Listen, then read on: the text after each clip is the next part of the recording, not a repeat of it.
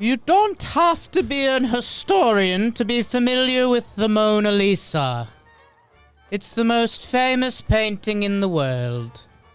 But why is this painting so popular? Maybe because it was painted by Leonardo da Vinci, and maybe because of her mysterious smile. It was painted in the early 16th century, but it was made famous worldwide due to a daring burglary over 100 years ago. Vincenzo Peruggia was the man responsible for making the Mona Lisa what it is today. I'm Jake Storielli, and this is Laughs from the Past.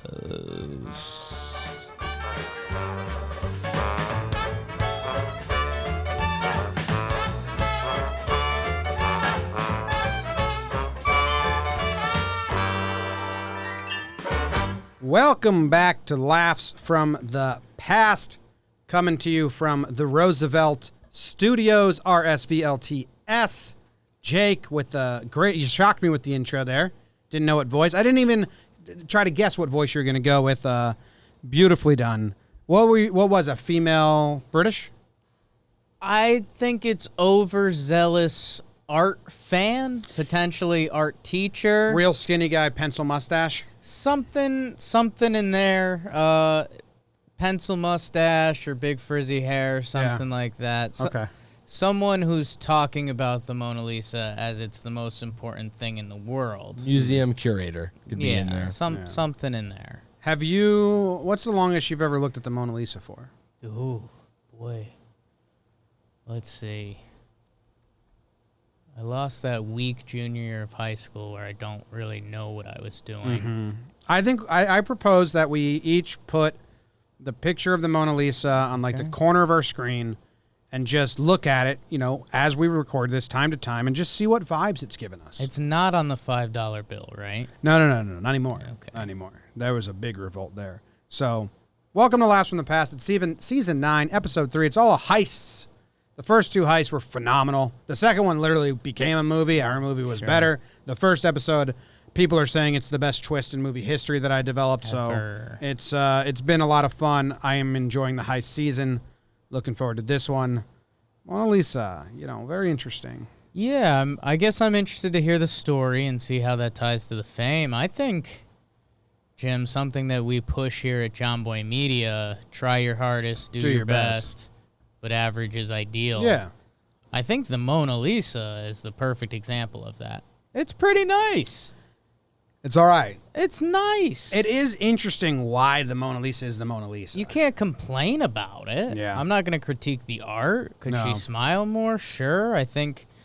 Now, do you read it as like a knowing smirk or an annoyed smirk or smug look? That's why I think it's so awesome, because it can go so many different ways. Yeah, They say that's why acting is easier. And the eyes follow you wherever you go. They say acting is easier than you think, because if you just do a blank face, the audience will just put whatever emotion they perceive you should be having right in the scene. So that's kind of what the Mona Lisa is doing. He just did a blank canvas, and we all see it differently. She is following me. For me, it's just the smirk of knowing you're about to be painted for 5 hours. Was this a live subject? I'm not giving you a real smile. Okay. But I'd like to be smiling, but I'm not going to be showing teeth for 5 hours. It's like one step above resting bitch face. See, I think that's gotten skewed over the years. I think if you look at this and then you look at what's become resting bitch face, I think these are in different worlds. She looks... I didn't say. I said it's above it. Like, it's not negative. Very nasty. I don't think they should be mentioned in the same sentence. And I have her as like happening there. Smug. Like, when I see, Rosa Cardoza looking at me like, I'm better than you, I'm cooler than you, you're no way. I think she's full of confidence. All right, let's get into it. The heist happened in broad daylight. On August 21st, 1911, my great-grandmother was pregnant with my great-great-grandmother was pregnant with my great-grandmother. She wasn't born yet. And also, a thief dressed in a white worker's smock entered the Louvre, closed because it was Monday. Yeah. In the Salon Carré, the Louvre's gallery of Renaissance treasures. He lifted a small wooden painting off the wall and removed its glass shadow box, hiding the artwork under his smock. He then walked out into the streets of Paris with his loot. 26 hours later, 26 hours would pass before anyone noticed that the Mona Lisa had gone missing. It's very hot in here, so I got hot brain. Okay. So the reading's been tough thus far, and that's on me. We'll keep eyes on you. Is that a heist? Yes. Because we've been saying like we want it to be thought out. And I think we're going to find out more of that. But he went while it was closed, and he gets a 26-hour head start, which is pretty big for a heist. Oh, yeah, that's smart. Yeah. Okay, I like that. That's a big head start. And, I'm assuming as of now there's details on why the Mona Lisa and why not another picture that may be linked to heist. Maybe because of its size, it was so small, it could fit under a smock. And we got a nice little costume, white worker smock. You think there's any way this is like he was attracted to the Mona Lisa? Like this dude took the Mona Lisa into the bathroom, started jerking off to it, and then took it home. Any chance? There's always a chance. Okay. There's always a chance. Leonardo da Vinci's painting of a 16th century Florentine noblewoman with an enigmatic smile ranks as one of the world's most instantly recognized images. Da Vinci painted his masterpiece in 1507, but it was only in the 19th century that critics began to see the work as the pinnacle of Renaissance Florentine painting. In 1911, the Mona Lisa was not yet instantly recognizable. In fact, when the Washington Post first reported the theft and appraised the painting's value at $5 million, the paper mistakenly ran a picture of the Mona Vanna, a nude charcoal sketch that some believe Da Vinci made in preparation to paint the Mona Lisa. As we both Googled the Mona Vanna. Yep. Okay, a nude charcoal sketch. Jake's going to take it into the bathroom with him. Chances are. Yeah. Oh. Ew. Okay. Come on. That's rude to Mona Vanna. I mean, Mona Vanna's ugly. She was a lady of her time. The hair's not right. The neck is huge. Neck? You see the neck? I mean, kind of, yeah. You're looking at the same one I'm looking at? Yeah. It's a huge neck. It's a tilt. It's a tilt that accentuates the neck. Oh, yeah. Okay. Mona Vanna. Yep. The theft changed how the world saw the Mona Lisa. The heist was discovered when a wealthy museum patron, an amateur painter... I hate art. Okay. Your sister is an artist, right? My sister loves art. She's an artiste of sorts. I love art. Okay. Quick change. Audible. And those couple sentences are art. Okay. No, like, here's my thing. Jake describes art. In the 16th century, they're like, okay, Leonardo da Vinci, nice pick. Yeah. Quality stuff, bro. Yeah. Then, 3 centuries later, they're like, actually, phenomenal. the Mona Lisa is the cream of the crop. It was slept on. Like, potentially, but also... I think this is people being bored and making a thing a thing. Of course. But what about these were considered the best pieces of time, but actually with my better taste, the Mona Lisa has become the best piece of that time. Okay, I think that's just people being assholes. What if I compare it to an underappreciated athlete in his time? 20 years later, you're like, man, that dude didn't get the respect. Look at the stats he was throwing up. Well, I think there's some good and some bad to that, right? I mean, there's people that shit on Derek Jeter now for some of the defensive stuff, and it's like, well, in the time, like, anybody who really watched Derek Jeter doesn't shit on him. No, it's just the younger generation. And it's kind of, it gets lost in time. It would be someone, and that's where I think baseball is kind of important because... where I think baseball is important, by Jake Storielli. No, you have stats and things that can track that were like, Babe Ruth was the best of his time. This is kind of like, Harmon Killebrew deserves more love. And it's like, So I don't know if society's he was right. planted this in me. Okay. But I do think the Mona Vanna is gross and I don't like it. Sure. The Mona Lisa, I don't know if I like it or dislike it. And I think that's what makes it so compelling. Yeah. And this theft. And the theft, of course. The heist was discovered when a wealthy museum patron and amateur painter arrived at the Salon Carré to study La Joconde, as the French call the Mona Lisa. Really? Really? How do you pronounce it? Because I gave it. Okay, you're with me? Everything, when you do a French accent, you just sound disgusted at the end. La Joconde. La Joconde. La Joconde. Mona Lisa. Why don't they just call it the Mona Lisa? They're probably asking us why we don't call it the La like some Joconde. American bullshit. Well, what's it called in Italy? A completely different name. I think it's 3 different names. I think we'll get to it in the. And that's art. Pretty sure the Italian name's Babe at the bottom Ruth of the story. is Babe Ruth, wherever you are. Damn, the Italian name is La Gioconda. Pretty similar to La Joconde. Yeah, so what are we doing? Americans are the fuck-ups, man. Like, we You just ever- have to come to grips with that. Oh, it could be England. They might have Been done lied it. to our whole lives. Did you ever seen the chart of what everyone calls a pineapple in every other language? I And don't have that chart. it's all anana. Like every language, it ends in anana. And then U.S. or English, pineapple. Yeah. And we have banana is a different thing. Heads up. It's a pretty funny chart. So,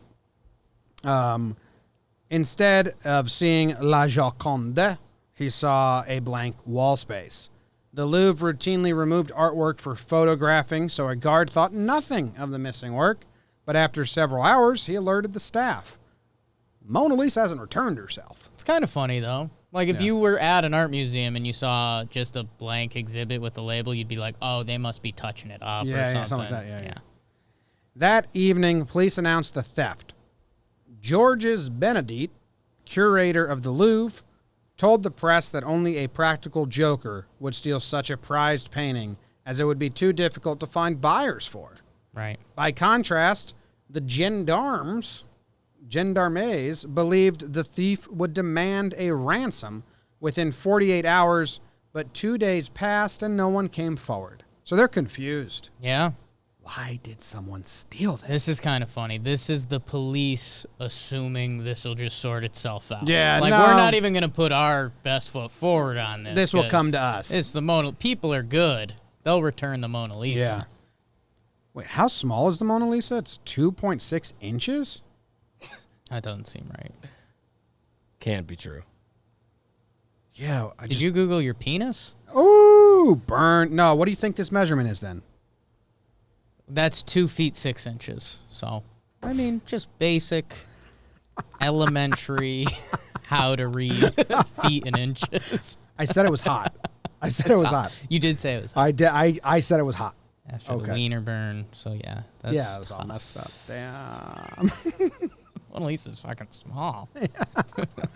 No wonder he stole it. Wallet size? I've got a question for you. Just painting with a tiny That would actually make it painting more with impressive, a toothpick. right? Yeah. We're getting into this world of sports Art. pretty deep. Oh, yeah. And, Phil Hughes' house, the former pitcher, is one of the coolest houses I've ever been in. If someone opened up and they were like, hey, you don't tell a soul about this, and they opened up like a secret basement door and they had like the Mona Lisa there, are you like, whoa? I'm more impressed by the secret door than the Mona Lisa. Right? Like it could be a box of rocks down there, and I'm like, oh, this is Secret bad. door. What are the rocks? I don't care. I don't care. Yeah. The door's cool. Okay. Secret rooms are some of the coolest things you can have. Yeah. Some like houses have them now. I watch HGTV. Wow. Chip Gaines. Chip and Joe. Yeah. Okay. The theft left behind very few clues. Good job. Yeah. Breadcrumbs Yeah. all over. These cops were fucking lazy, man. Yeah. Like, this guy's not getting back in touch with us. He's not trying to sell it, and he didn't leave any clues. You expect me to solve this? It'd be funny if the police went with the same press conference every time. Like, the Mona Lisa will be back in 48 hours. Don't worry about it. Yeah. It's coming back. Once he realizes he can't get anything for it, security found a doorknob from the staircase outside the building. A plumber recalled helping a man who had taken off a doorknob while locked in a stairwell. A guard found the wooden frame and glass covering box on a staircase. The frame had one thumbprint. Ooh. I mean, we're in 1911 when fingerprints aren't around. I don't know. I mean, yeah, there's no database, but fingerprint can help you match when you find someone. Paris police inspector Alphonse Bottillon, often credited with inventing the mug shot. I thought it was going to say the mug, and I was like, what? Real craftsman. The mug shot? Let's take a picture of this criminal. He invented that? Someone had to. Jesus. People are dumb. He believed in the new technique of fingerprinting. There you go. Yeah. However, he had 750,000 prints on file. Too many to check. What did this dude just walk around the streets of Paris grabbing people's thumbs? It's the it's the Jim Carrey scene from Ace Ventura when he's got to track down the rings. Yeah. He's just tricking people into putting their hands on things. That's a pretty funny scene. I mean, 750,000. How many people lived in Paris in 1911? More. Luke's going more. I don't know. The thing is, it's like that sentence doesn't make any sense because if he had 3,000, it'd be like, well, he didn't have nearly enough. He only had these people. So it's like, you need a bunch. 2.8 million.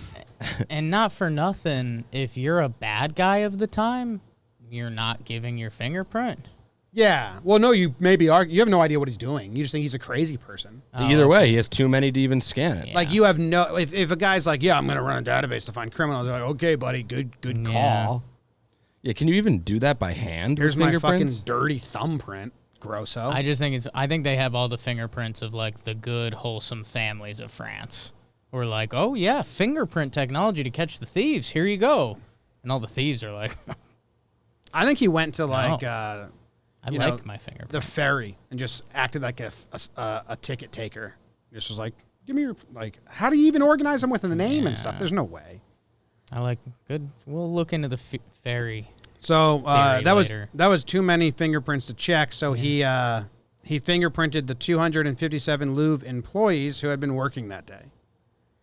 Police distributed 6,500 leaflets with the painting's image and offered a 40,000 francs reward. This is where I get really confused with technology. I had no idea fingerprinting happened.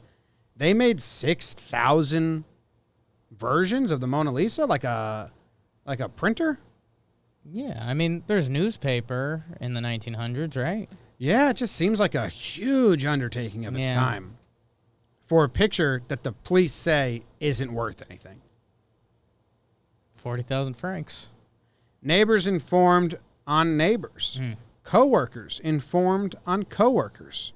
Every lead led nowhere, though the museum did recover some stolen loot. Hey. Like they recovered other stuff. That's pretty funny. Oh, have I ever told you the story of my grandpa in the war? Could have. It pertains to this. Sure. So my grandpa's job during the Korean War, he never got shipped out. He was just in charge of a base, and he was in charge of inventory and equipment. But he didn't care. Right. They never did it. So they were like, we're coming. You better have all the inventory. And he was like, oh shit. So him and his dude who was in charge, they sent a letter to every single person that had been at that base in somewhere in Tennessee. It was in Tennessee because they were neighbors with Elvis. There's a picture of them together. Sure. They sent to anyone from World War I through who had been at that base. If you have anything, like he made it sound really serious, you better return it. This is an official U.S. government issue. All these souvenirs that people probably get sold for money. Right. They got had so much. They had like World War I like artifacts, like helmets and guns and insignia. Like he said, like their doors were just full of like everything. They loaded up. Kind of similar to this. You look for the Mona Lisa, you get. I've got this as more backstabby. I've got this as bad times in France. Oh, they're all outing each other. Are like, well, Pam, I would check her basement. Yeah. You look in her purse, you're gonna find some stuff. That 2-inch Mona Lisa. Yeah, tons of them. Police interrogated on September 7th. Police arrested the poet Guillaume on suspicion of involvement in the theft of the Mona Lisa and some Egyptian statuettes from the Louvre. The poet's secretary, Gary P. How bad is the Louvre security? For having Egyptian like statuettes? for having some prized possessions. Yeah. Like when you accidentally recover other stolen loot, you got to be pretty alarmed. Yeah. Like Joe's sitting there in the security room, like, time oh for shit, security. more. Real bad time for security. So the poet's secretary, Gary Perret, who was also a small-time art thief, had gone to the Paris. Hobby. Gotta have hobbies. That's such a funny description. Yeah. Had gone to the Paris Journal newspaper after falling out with Appel, claiming to have information on the Mona Lisa. Fits the bill. Yeah. But he's just a small-time art thief. That's the Mona Lisa at the time. He wouldn't, yeah. They're small-time art.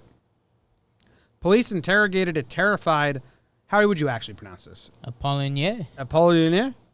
And eventually released him, but not before he gave up the name of a close friend, the painter, Pablo Picasso. Whoa. Picasso knew nothing about the Da Vinci, but did return some Iberian Bronze Age statues stolen by Perret in 1907. What is this? Just a whole underground syndicate of art thieves? Dude, I don't know when I was waiting for this, but is all art fake? Like, I bet there's... Are they just stealing from each other? I would bet there's 10 people in the world that genuinely think they have the real Mona Lisa. Pablo Picasso, like, dude, you're an artist. Why are you hanging out with a bunch of art thieves? I think there's something to... Have some respect for the community. Like, this Perrier guy died, and in his will, he was like, I want those bronze statues to go to Pablo Picasso. And there's some, like, art honor there. Oh, okay. That's a very respectable twist. Thank you. I love art. The Louvre, you love how much you hate it, and you hate how much you love it. Love to hate The Louvre kept an empty space open for the vanished painting. Crowds of curious onlookers came to gaze at the vacant wall. I mean, that is how you run an art museum. And that's, people get mad at how kids use social media and shit like this. Look what they were doing. Yeah. Staring at it literally an open space. I feel like today art museums just do that and nothing was stolen. Yeah, I mean, remember that guy taped a banana to a wall? Mm-hmm. That was pretty fun. Conspiracy theories abounded. Some thought that a forgery ring took it and were selling forgeries to naive but wealthy art lovers. That's what you just said. I'm aware. Or a robber baron, perhaps J.P. Morgan, had played fence and purchased the original outright. What does that mean? J.P. Morgan is rich and likes stolen unique things, so he could have bought it. What is played fence and purchased the original? Why is played fence in that sentence? Earlier on, it was in two when the police said that no one would steal the Mona Lisa because it would be too hard to fence. That's what they said. So I'm thinking it's just illegally sell. Sure. Or some being involved in a black market. Interesting. I had him fencing. Yeah. Like, touche shit.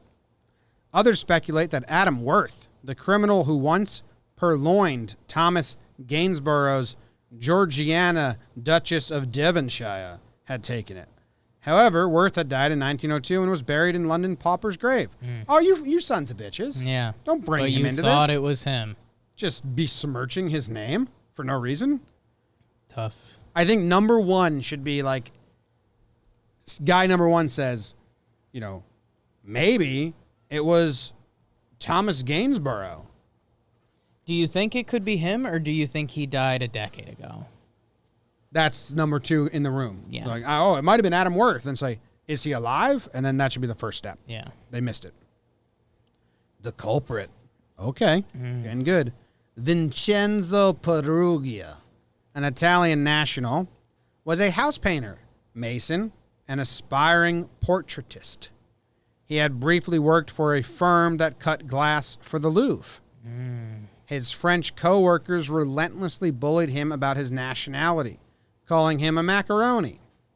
The hot-headed workman had prior arrests for robbing a prostitute and for toting a gun during a brawl. Okay, he robbed a prostitute, he got in a brawl and had a gun with him. He got picked on because he was Italian living in France. But, painter, mason, aspiring portraitist. Cool. He thought that Napoleon had stolen the painting. Well, that took a weird turn. I thought Vincenzo was the dude. So It is. yeah, Vincenzo. we have This is Vincenzo, we what he have thought. a proud Italian who's saying that French schmuck Napoleon stole the Mona Lisa from Italy years ago. Oh, so he's doing it for his country. That's He's the twist trying to here. return it for his home country. He thought that Napoleon proud. had stolen the painting from Italy a century ago, and as a real Italian patriot, he wanted to bring the picture to Italy where it belonged. In reality, Leonardo da Vinci sold the painting to France, Francis I, when he moved to France in order to become a court painter. After hiding in a closet overnight, Vincenzo Peruggia took the painting and hid it under his smock. He was ready to leave the Louvre when he discovered that the door was locked. Okay, so he stayed there overnight just to leave with everyone else? A little inside man job? That's a great heist movie. Well, it was closed on Mondays. We know that about the Louvre, so don't attend there. So he slept over on a Sunday. He wakes up Monday. He's in the Louvre alone, grabs the painting, but now he doesn't know how to get out. Locked on the inside. Yeah. Okay. Peruggia tried to remove the doorknob, but he was still not able to open the door until a plumber that was passing by opened the door with his key. What luck. Yeah. Just a handyman. Just passing How by? about that plumber? Involved in one of the biggest heists ever. Yeah. No idea. Maybe he did. Eventually. Yeah. Because he was part of the glass crew that had worked at the Louvre, the police had interviewed Peruggia in his Paris apartment in 1911. They believed his alibi that he had been working at a different location the day of the theft. Unbeknownst to them, the Mona Lisa was in the apartment, Good stashed scene. in a trunk. Great scene in the movie. Scene. A little action. In December of little Mayweather Lewis there. 1913, Peruggia wrote to Alfredo Geri, an antique dealer who had advertised for fine art in several Italian newspapers, signing his letter V. Leonard. He indicated that he had the Mona Lisa, mistakenly believing the painting had been taken by Napoleon during his looting of Italian art. Peruggia expected a reward for returning the painting to what he regarded as its homeland. The painting had resided in France since 1516 when Da Vinci gifted the work to King Francois I. Geri contacted Giovanni Paghi, director of the Uffizi Gallery in Florence, and set up a meeting with Peruggia in Milan. Paghi authenticated the painting and persuaded Peruggia to leave it for safekeeping. Then they contacted the Italian police. I mean, this guy... Can't. How can you steal the Mona Lisa and leave it with anyone? Anyone. Well, dude, he just really thought there was like Italian pride. Like he's like, my brotherman. How could you backstab me? I did this for our country. I'm Poggi. Yeah. That guy's going to kill me. Christopher Marinello of Art Recovery International. ARI. What? Yeah. Dude, that's how big art theft is? Apparently. There's like an FBI division just for art theft. ARI. Art Recovery International, a company that provides art recovery service to museums and private collectors, said that Peruggia's behavior, holding and hiding the painting for years, is common among art thieves. Yeah, he did hide it for... you let it build up. He hid it for 2 years and then lent it to the first guy? Yeah. Jeez. A typical art thief tries to get money. When they can't hide it, they store it until they can get money, said Marinello. As soon as art is stolen, it decreases in value. This happened even in the 1800s when there was no internet. Today, everyone knows about every single art theft, whether a turn-of-the-century Matisse painting or a 7-foot garden gnome. Yeah, that's some good ARI talk there. Yeah. Yeah, all stolen art loses its value, so I wouldn't even... As soon as people know it's stolen, it loses its value. You drive a car off the lot. No one's buying a Mona Lisa from a guy in the street not knowing it's stolen. Yeah, no, it's got a better price. Oh, do you have the papers for this Mona Lisa? No, I lost them in the river. Oh, okay, but I bet it's the real one, and this is legit. An available to purchase Mona Lisa has higher value than a not available to purchase Mona Lisa. That's true. When it's on the wall of the Louvre, it's not available to purchase. Can't be bought. Yeah. They went to trial. In court, Peruggia appeared unhinged. Yeah. Repeatedly, he shouted and interrupted the court. He argued with prosecutors. He argued with his lawyer. The judge would bang his gavel and tell him to calm down. Then Peruggia would start up again. First, he said he worked alone. Then he implicated 2 friends. neither of whom were involved. Yeah, bad guy. Yeah. Just a cornered cat at Once this he point. knew he was going down, yeah. Yeah. Throughout it all, he maintained the theft was an act of patriotism. I will make my fortune, and it will arrive in one shot, he had written in a letter to his father 4 months after the theft. Peruggia didn't make his fortune, but his professed patriotism stirred the Italian jury. Whoa. On June 5th, 1914, he was given a lenient sentence. Just 1 year and 15 days. He only served 7 months. After fighting for Italy in World War I, he returned to France, where he died in 1925. I think they were just like, this dude's crazy, and he's clearly dumb. He's not a real harm to society. Right. What are we supposed to do? Yeah. I don't want to deal with him. Let's just give him that. Proud Italian. Yeah. I feel bad for his infantry mates in World War I and the bunkers and the. Yeah. They probably was telling him nonstop about the painting and how he did it for Italy. And they're like, dude, we don't care, man. Yeah. You got caught. You're dumb. Just try not to die. After a brief tour of Italy, the Mona Lisa was returned to France. By then, it was the most famous painting in the world. I love that Italy did a little tour of it before just returning it. Yeah, we'll that get must it have been back to funny. you. But let's just show the people what's up. Yeah. It'll Are you make its imagining way. just a guy walking through Italy holding it? No. With priests throwing out the baptism water and stuff like that? No. You just think they put it in a room and said viewing today? Again, I'm a lover of art, so I've seen a lot of these traveling exhibits. So Just put it in a room? if people are willing to stare at a blank wall, wait till you put something on it. Yeah. Oh, wait. We got a conspiracy arises after this. Peruggia, now regarded in Italy as a patriot, received a light sentence in an Italian court, and that, presumably, was the end of the story. No gang. No elaborate heist. No scheme to sell the painting for a fabulous sum. No mastermind. Or was there? Yeah. 1 year later, journalist Carl Decker was sitting in a bar in Casablanca with an old acquaintance, Eduardo Marquez del Valferno, a successful con man. And a chance remark by Decker prompted Valfero to admit he was the man who'd planned the theft of the Mona Lisa. I mean, he's a con man. I mean, con man in Casablanca, it's at the bar, telling secrets. Do you know what con is short for in con man? Connor. Confidence man. Sure. His plan was an elaborate scheme to sell the painting, not once, but over and over, without ever letting go of the painting. Interesting. The key to his plan was a skilled forger who could capture every little crack of the artist who had been painted it, duplicating his brushstrokes, matching colors so perfectly that copy and original were indistinguishable. At that point, is it even a copy? Yes. Okay. But Valfierno realized that replicating a painting wasn't the biggest challenge in selling forged art. Many buyers were interested only in the value of the art. Few could tell a Murillo from a Rembrandt. The real challenge was explaining to buyers why the stolen painting they had just bought could still be seen in its gallery. Valfierno got around this objection by assuring the buyer it was merely a copy. Come on.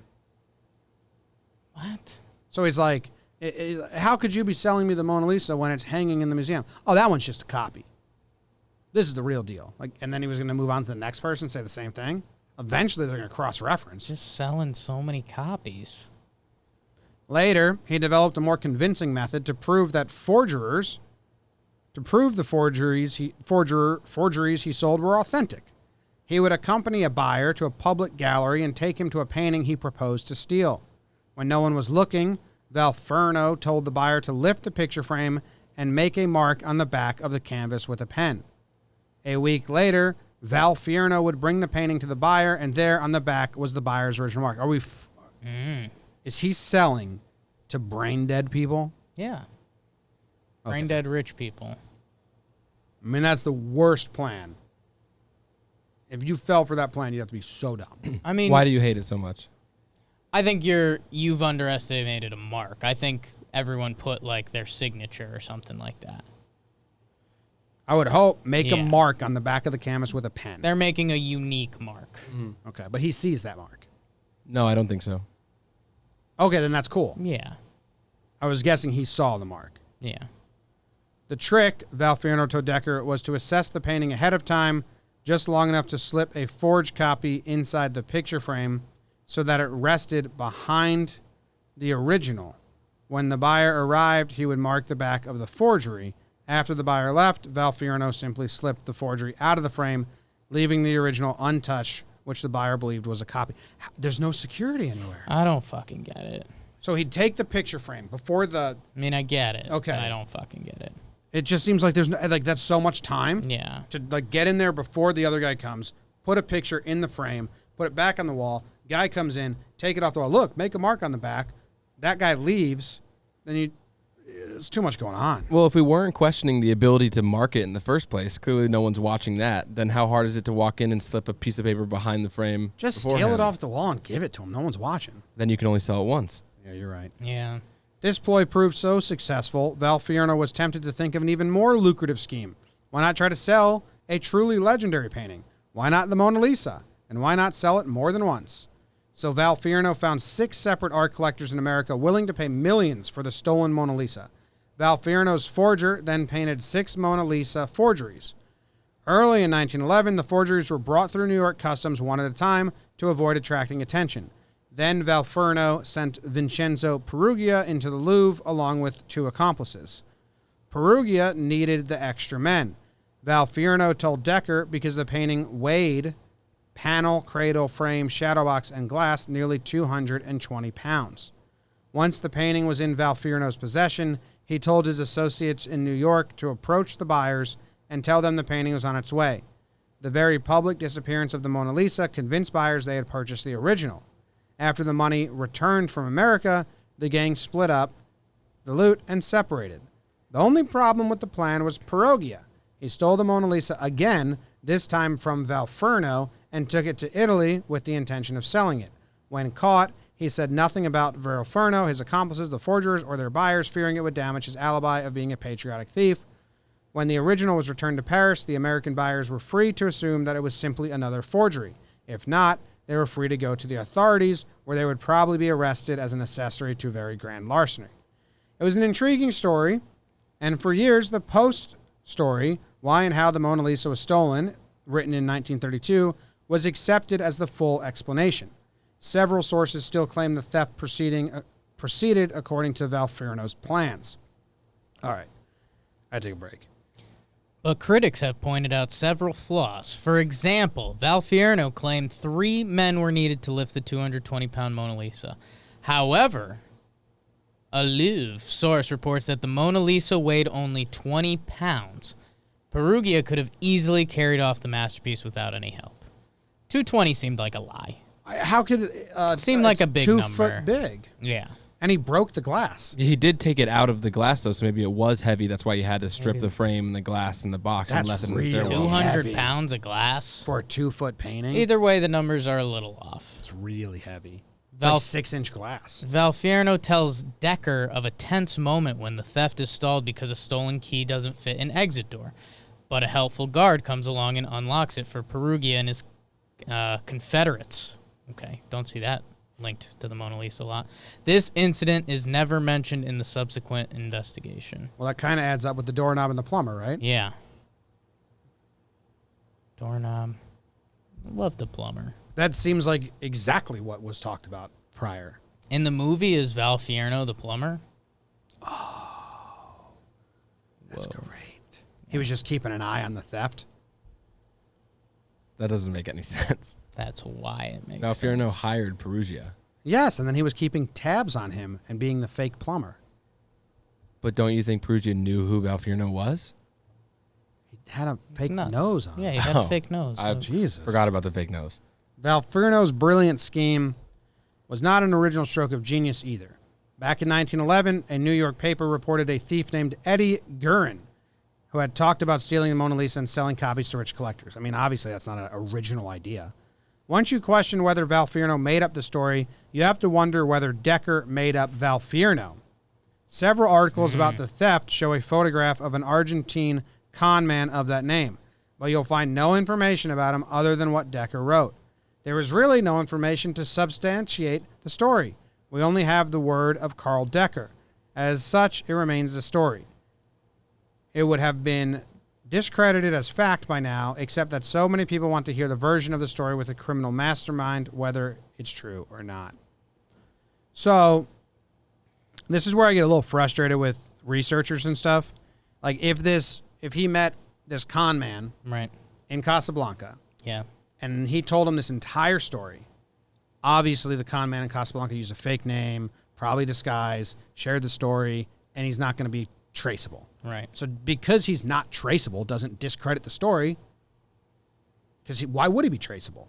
It's not like Carl Decker is going to give you his real name, or he gives Carl Decker his real name. Right, but it could just be Carl Decker looking for clout. Oh, of course. But that's not a reason to give that. Like, that doesn't add up for me. Like, of course Carl Decker could have just made it up. But if he made it up, or if he really talked to a con man in Casablanca, we're not going to know that dude's real name and his history. Sure. But I don't think that's the issue. I think the issue is, okay, so if this happened, was the person just blowing smoke up Carl Decker's ass and making up the whole thing and trying to build up their street cred?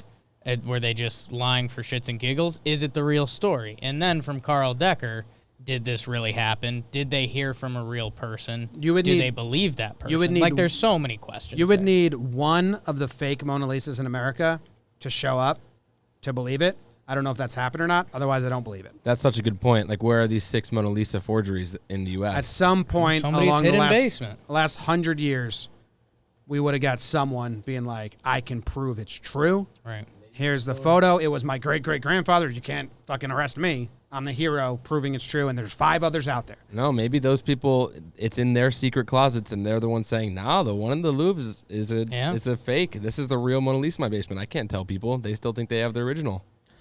I don't buy it. I love the story. I think they're right. People just want the critic. But, I mean, if you guys take a look at Carl Decker, he doesn't look like a guy you want to trust. Yeah, I mean, there's lies along the way. I thought he was in the war. I thought he was a columnist. chasing. I thought he was a writer. I don't know. This guy looks like a Looks Nazi. like a general. Earliest copy of the Mona Lisa found in Spain. My movie is a disaster. Okay. It flops in theaters, but it's just as confusing as possible. Mm-hmm. People walk away and they're like, wait, what happened? I'm combining the real story and the fake story and copies of the Mona Lisa, and when you leave the theater, you're just like, I have no clue what that was. But people are talking about it. There's a cult talking following about it, that's yes. like, what did they mean by this? Everyone has their own. It's the my god, Mona Lisa. It's the Mona Lisa of movies. Hold on. I think Everyone has their own theory. There's different marks on the back. There's all sorts of bullshit. Yes, thank Luke. This is a reminder to GIF Jake's face as he made that connection. yes, we were there. Okay. Whoa. I'm trying to figure out who this dude is. We have a picture of Peruggia. You interested? The Italian. Maybe the guy who did it. It's my paisan looking Definitely the guy who did it because he returned it. Hey, he's got my hair flip when it's right. Either he did it or he was a patsy. He's the one who physically had it at one point. Yes. Yeah. I don't believe the big grand thing. Okay. It's too involved. There's so many moving parts, and that dude just said it casually at Casablanca to a journalist. Yeah, Casablanca. It's where thieves hang out and Yeah. grab drinks and tell their stories. You don't buy that he actually did it out of patriotism, though, either, do you? No, he wrote his dad and said, "I'm about to I'm about to come into a Getting fortune." rich. Yeah. In my movie, the audience leaves pissed off because you don't give them the answer, Sure. and they're like, it just ends, and they're like, "You come," like, you know, it's kind of like you figure it out, and like how I feel right now. Yeah. Like there's the big reveal scene at the end, like in Ocean's 11 movies, where it's like, oh, and you missed this, and you missed this, and this was what happened behind the scene, but it doesn't actually give any answers. And then all the credits like, roll, what? and at the very end, there's a scene, and it's 2017 all of a sudden, and this little girl is like, "Daddy, is that the Mona Lisa?" And then it's a replica in the Her basement. name's Mona Lisa. How come you named me Mona Lisa? Well, honey, check out the secret There's 10. library. There's 30 little girls that all have the name Mona Lisa, and it's because their grandpa stole the Mona Lisa. Okay, new story. New movie. The third act is someone in America tracking down all 6. Like, he has one, now he wants all 6, and he goes on a mission to hunt them all down. Man, I like him as the plumber. I don't know how or why it works. Maybe Luke had it there? There's something there. There's a twist there. God. I like a dude. I like the final scene being a dude with the 6 fake Mona Lisa, and he goes into his secret room, which we love so much, and he just puts it up and straightens them all out, and he's got all 6. What if Val Final Fierno? scene. What if Val Fierno secretly put up a forge instead of the Mona Lisa and stole it a day earlier, and then told Peruggia to go steal the real one? And Peruggia thought he was stealing the real one, but he really stole a copy, and now everyone's looking for the copy. They don't know that the real one's actually Val Ocean's Fierno's 11. own. That's or Ocean's 12. They do something very similar to that with the Fabergé egg. Mm-hmm. So. Yeah. All right. That's a good one. I like the... If we make the movie, you got to commit to the grand scheme, and that's a better movie. The grand scheme is a much better movie. Much better movie. And you make Peruggia just an all-time dunce of a character. Yeah. I like one guy having a secret Mona Lisa basement. Yeah. Yeah, I like that. That's pretty good. good. It's a great ending scene. Well, I like Peruggia, too, being like the dummy that they think they can boss around and make him steal the painting for him. And then he's like, decides he's going to actually bring it back to Italy. And that's like where it goes wrong. Like, oh, he's too dumb. He's going on his own. Ooh, stealing it okay. from Italy. Okay. Guys, fucking stay with me. Okay. There's actually not a lot of moving parts. But Peruggia, he's willing to go. He knows he's going to get off for only a year and a half of jail. And he's the guy who has the Mona Lisas. He goes schizophrenic. God. You think he's a pawn. He gets a light sentence. He goes to the war. He goes AWOL in the war, goes to America, and then he's on a mission to hunt down all 6, and then he's got him in his basement. I've got him as the idiot genius. Yeah, it's a little Unusual Suspects. Is that it? Sure. Yeah. Okay. We have like 6 movies, but I like that one. They're all fantastic. They're all in the same movie. Yeah, it's great. You have no idea. Yeah. Did we like that movie? Yeah. It seemed like Is that they the had same flick? There was something cool there. They just went so many ways. Were there 6 endings? Why couldn't they commit? They should have just picked one. A group of 6 people leaves the movie theater like, no, all to each other. Yeah. All right, cool. Enjoy the movie. Perfect. See you then. Thanks for tuning in. Goodbye.